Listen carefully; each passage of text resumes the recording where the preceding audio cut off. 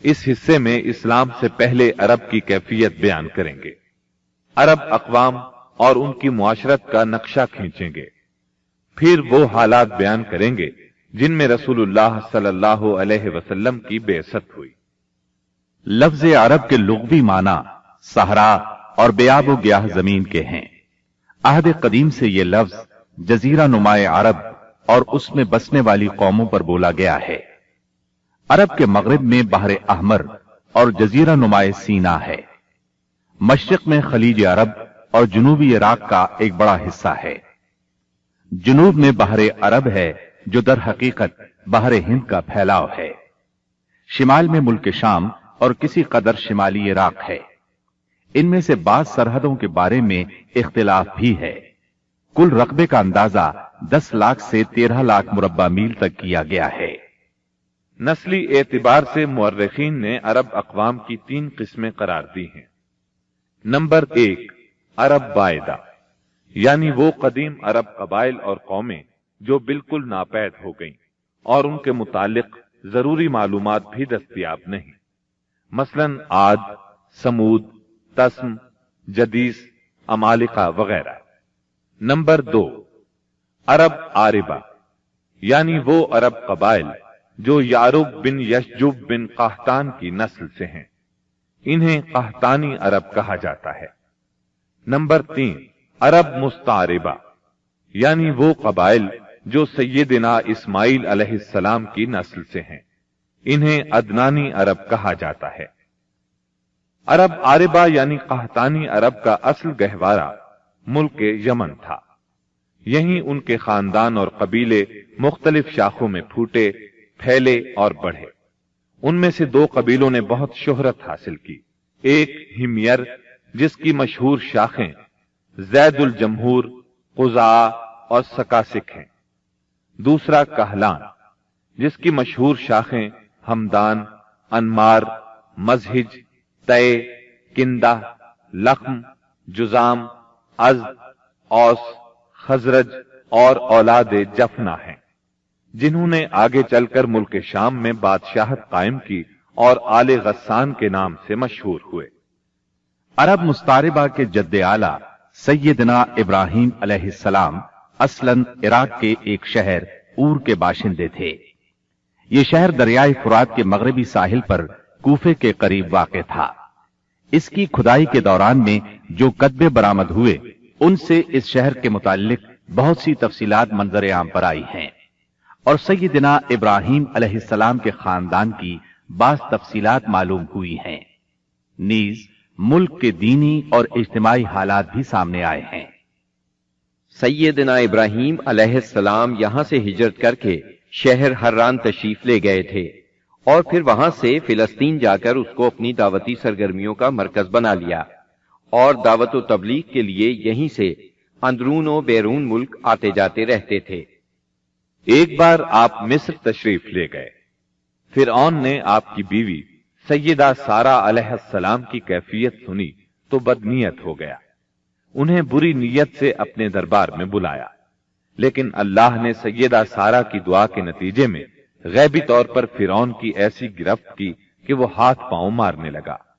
اس کی نیت بد اس کے منہ پر مار دی گئی، اور وہ اس حادثے کی نوعیت سے سمجھ گیا کہ سیدہ سارہ اللہ کی نہایت خاص اور مقرب بندی ہیں۔ وہ ان کے اس وصف سے اس قدر متاثر ہوا کہ اپنی بیٹی ہاجرہ کو ان کی خدمت میں دے دیا۔ پھر سیدہ سارہ نے سیدہ ہاجرہ کو ابراہیم علیہ السلام کی زوجیت میں دے دیا۔ ابراہیم علیہ السلام ان دونوں کو لے کر فلسطین واپس تشریف لائے۔ پھر اللہ نے سیدہ ہاجرہ کے بطن سے ابراہیم علیہ السلام کو ایک فرزند ارجمند اسماعیل علیہ السلام عطا فرمایا۔ سیدہ سارہ بے اولاد تھیں، اس لیے انہیں بہت غیرت آئی، اور انہوں نے سیدنا ابراہیم علیہ السلام کو مجبور کیا کہ سیدہ ہاجرہ کو ان کے نوزائیدہ بچے سمیت جلا وطن کر دیں۔ حالات نے ایسا رخ اختیار کیا کہ انہیں سیدہ سارہ کی بات ماننا پڑی، اور وہ سیدہ ہاجرہ اور اسماعیل علیہ السلام کو لے کر حجاز تشریف لے گئے۔ وہاں انہیں ایک بے آب و گیاہ وادی میں اتار دیا۔ इसी जगह आज बैतुल्लाह है, उस वक्त नहीं था। सिर्फ टीलों की तरह उभरी हुई जमीन थी। सैलाब आता तो दाएं बाएं से कतरा कर निकल जाता था। वहीं मस्जिद हराम के बालाई हिस्से में जमजम के पास एक बहुत बड़ा दरख्त था। आपने उन दोनों को इसी दरख्त के पास छोड़ा था। उस वक्त मक्के में पानी था, न इंसान। इसलिए सैयदना इब्राहिम अलैहिस्सलाम ने एक तोशादान में खजूरें और एक मशकीजे में पानी रख दिया। इसके बाद फिलिस्तीन वापस चले गए। उधर चंद ही दिन में खजूरें और पानी खत्म हो गया। सख्त मुश्किल पेश आई, मगर इस मुश्किल वक्त में अल्लाह के फजल से जमजम का चश्मा फूट पड़ा और उनके लिए खुराक का सामान बन गया। इस्माईल अलैहिस्सलाम जब जवान हुए तो जुरहुम कबीले से अरबी सीख ली। ये कबीला वहां पानी देखकर आबाद हो गया था। इस कबीले के लोग उन्हें पसंद करने लगे तो इन लोगों ने अपने खानदान की एक खातून से उनकी शादी कर दी। इसी दौरान में सैयदा हाजरा का इंतकाल हो गया। उधर सैयदना इब्राहिम अलैहिस्सलाम को ख्याल आया कि अपना तरका देखना चाहिए। चुनाचे वो मक्का मुअज़्ज़मा तशरीफ ले गए, लेकिन सैयदना इस्माईल अलैहिस्सलाम से मुलाकात न हुई। बहू से हालात दरियाफ्त किए।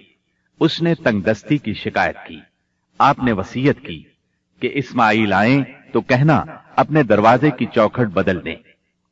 सैयदना इस्माईल अलैहिस्सलाम इस वसीयत का मतलब समझ गए।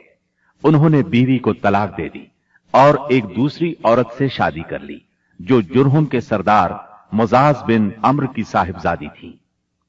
उनकी दूसरी शादी के बाद एक बार फिर सैयदना इब्राहीम अलैहिस्सलाम मक्के तशरीफ ले गए, मगर इस मर्तबा भी सैयदना इस्माईल अलैहिस्सलाम से मुलाकात न हो सकी।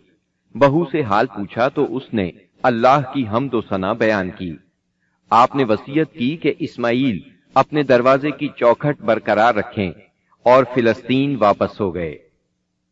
अल्लाह ताला ने मुजाज की बेटी से इस्माईल अलैहिस्सलाम को 12 बेटे अता फरमाए। इन 12 बेटों से 12 कबीले वजूद में आए और सब ने मक्के ही में रिहाइश इख्तियार की। उनके हालात जमाने की गर्द में दब कर रह गए। सिर्फ नाबित और कैदार की औलाद गुमनामी से महफूज रही।